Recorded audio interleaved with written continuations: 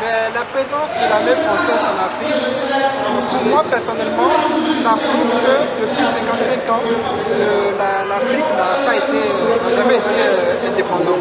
Parce que, je vous donne un exemple. Comment ça se fait qu'en France, il n'y a pas une armée française africaine? Ouais. Donc l'armée française est là, en Afrique, c'est une preuve qu'on est encore dicté, on est sous la domination.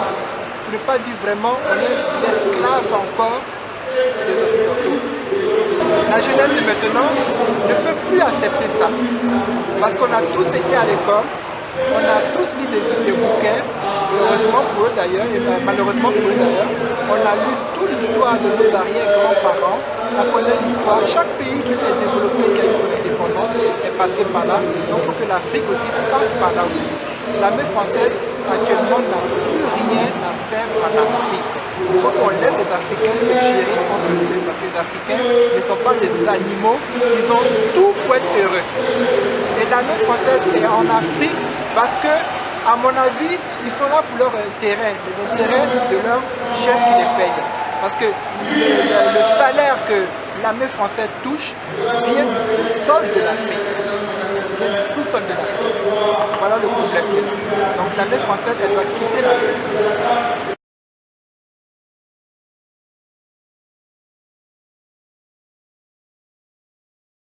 Mais nous ne voulons pas non plus qu'il y ait des bases militaires chez nous en Afrique. Aujourd'hui, 40 années après, 60 années après, il y a une base militaire dans mon pays en Côte d'Ivoire. À quoi sert cette base militaire-là? Le 43e Bima, comme on l'appelle. Nous ne voulons plus le 43e Bima chez nous. Nous ne voulons plus que les voyages des présidents français en Afrique soient considérés comme exotiques. Nous avons eu Sarkozy qui a foutu le bordel partout en Afrique, avec des guerres improvisées.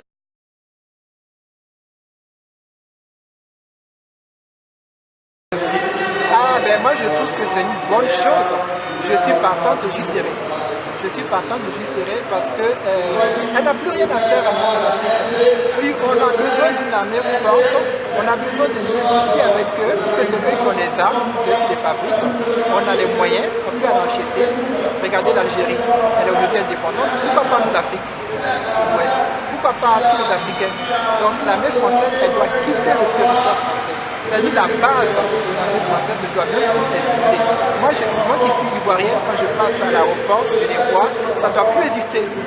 On n'a pas l'armée africaine en France. Soyons quand même réalistes. C'est pas normal. C'est pas normal. Je vous donne seulement un exemple. Depuis quand on se lève pour aller bombarder un état présidentiel, une maison présidentielle, un palais présidentiel, une caserne militaire, pendant que les militaires même eux-mêmes étaient en dehors de leur caserne, mais toutes ces familles ont été bombardées, c'est-à-dire enfants, mères, grand-mères et grands-parents, et tout ça, c'est pas passé à la télévision. Donc je suis désolé, il n'y a pas eu que 3000 morts en Côte d'Ivoire, il y a eu des milliers de morts que Sarkozy a fait. Donc l'armée française doit partir.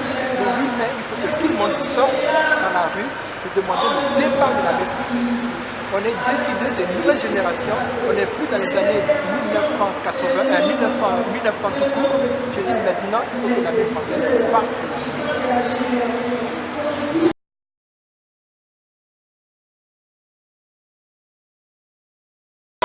Vous avez donné l'autorisation à cette armée française et à ce chef de guerre du nom de Bernard-Henri Lévy, Nicolas Sarkozy, de bombarder la Libye. Oui, Français, j'ai bien dit oui, vous les Français, par votre inconscience, par votre intoxication. Aujourd'hui, ce qui se passe dans la Méditerranée, vous y êtes pour beaucoup. J'ai bien dit vous y êtes pour beaucoup. Parce qu'aujourd'hui, les millions de morts, cela ne vous dit rien parce que ce n'est que des Africains. Mais il y a 2-3 semaines, bon, il y a peut-être un mois ou deux de cela, on a assassiné 12 personnes en France. Toute la France entière était Charlie. Alors qu'à la même époque, à la même période, on tuait des gens au Nigeria. Plus de 2000 personnes. Mais comme ce sont des Africains, ce n'est pas notre problème. Comme ce sont des Africains, ce n'est pas notre problème. Pensez-vous que nous, ça nous amuse de venir perdre notre temps ici? Pensez-vous que nous, ça nous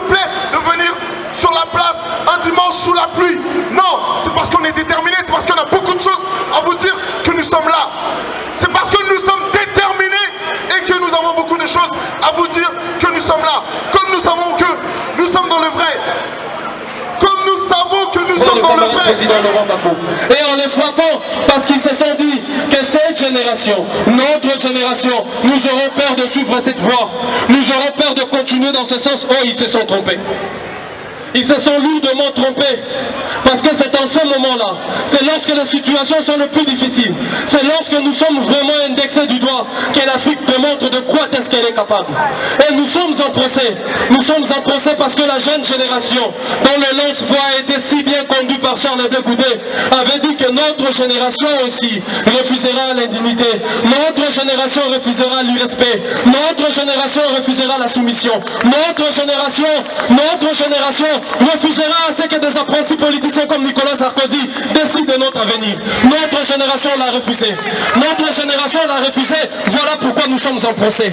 Nous sommes en procès parce que la volonté définie de notre chère et mère patrie, la volonté de notre peuple est que même si cela nous conduira dans le désert, même si cela nous conduira dans le zoo, même si cela nous conduira dans les forêts, même si cela nous conduira tout droit vers les montagnes, nous allons nous diriger nous-mêmes. Nous allons nous conduire nous-mêmes. Nous allons décider de nous-mêmes. Et c'est ça le problème. C'est ça le problème. Alors tout à l'heure, le camarade Ephraim parlait du 8 mai. Le 8 mai, on l'a dit, on a l'habitude de dire que le 8 mai, c'est la fête de l'armistice. On loin s'en faut.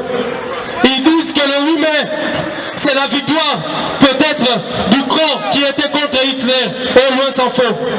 La vérité est que le 8 mai célèbre l'instauration de la dictature mondiale. Une dictature, comme vous le savez, au lendemain de la guerre de 1945, est née l'Organisation des Nations Unies.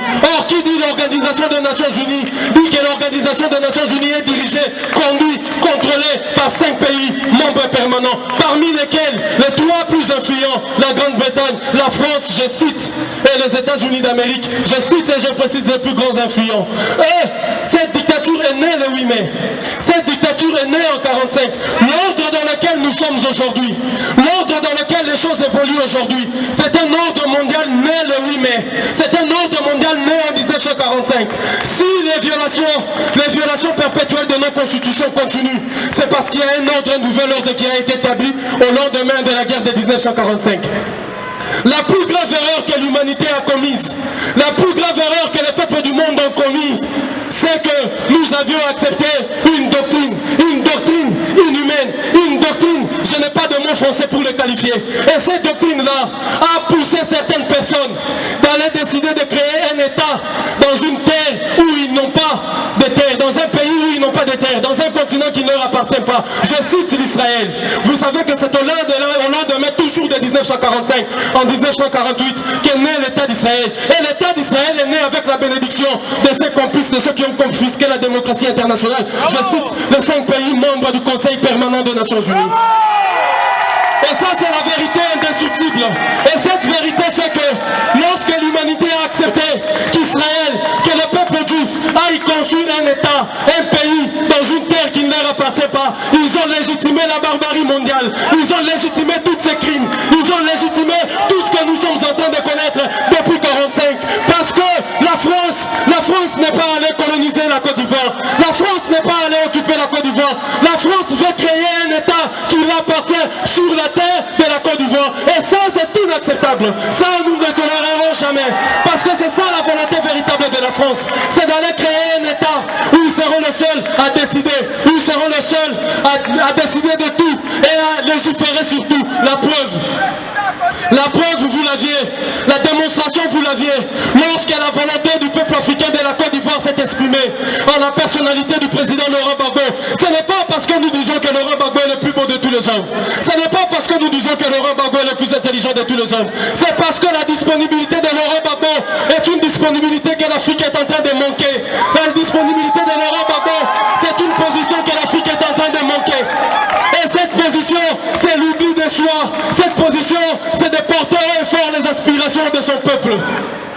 Et les aspirations du peuple africain de la Côte d'Ivoire, c'est une aspiration partagée dans l'ensemble de toute notre mère patrie. Beaucoup de gens se posent la question, pourquoi nous continuons? Nous sommes les pèlerins de la vérité.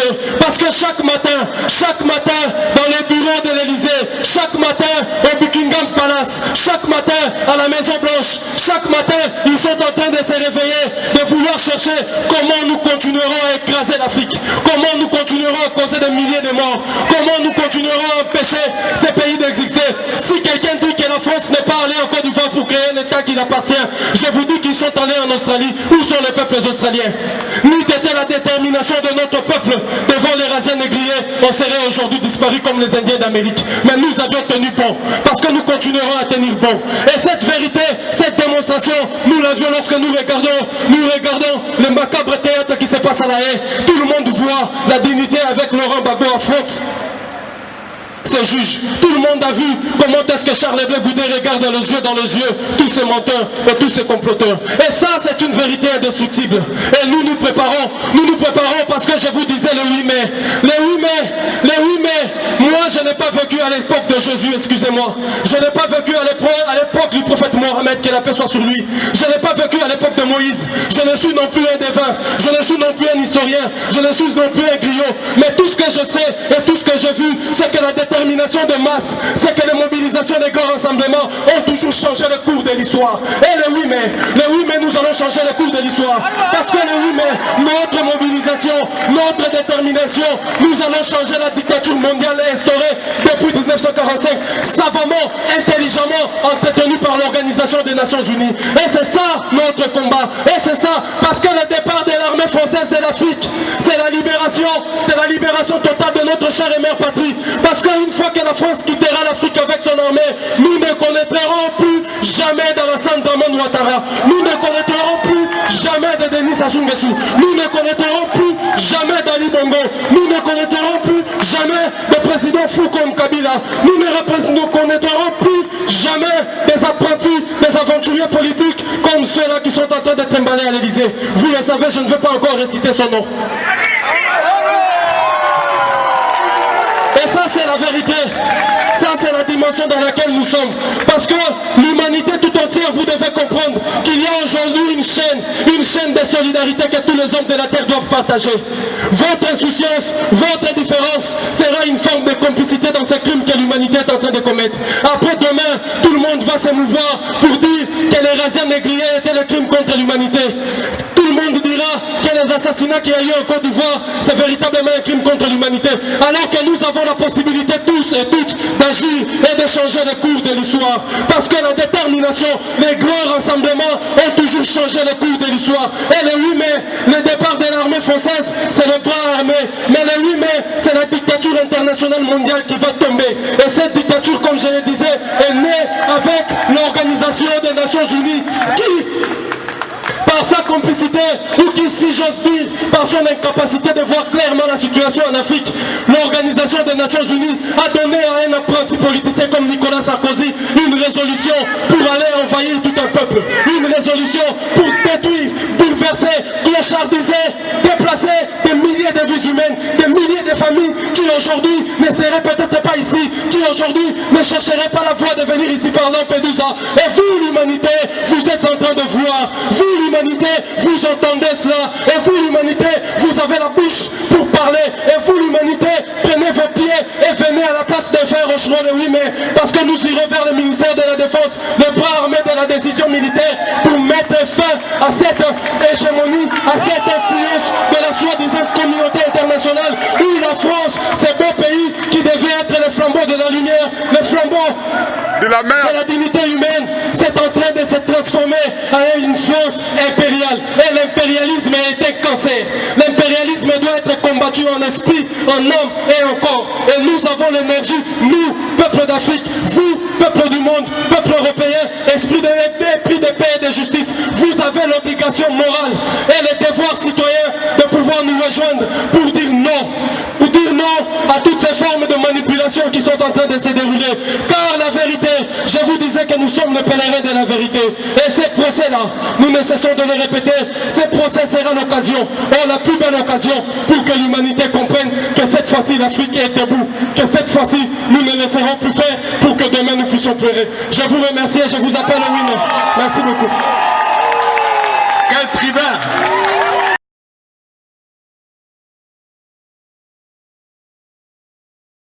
Donc, 1 minute de silence.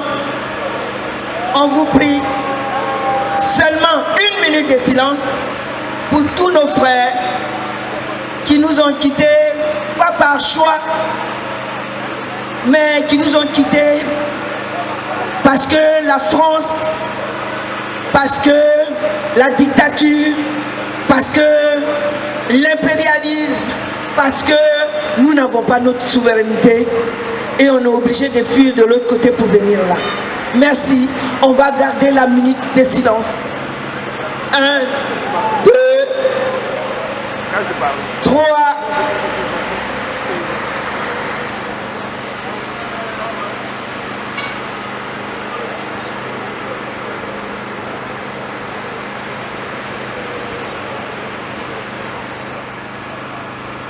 Merci, chers frères. Merci, chers amis. Merci, chers patriotes.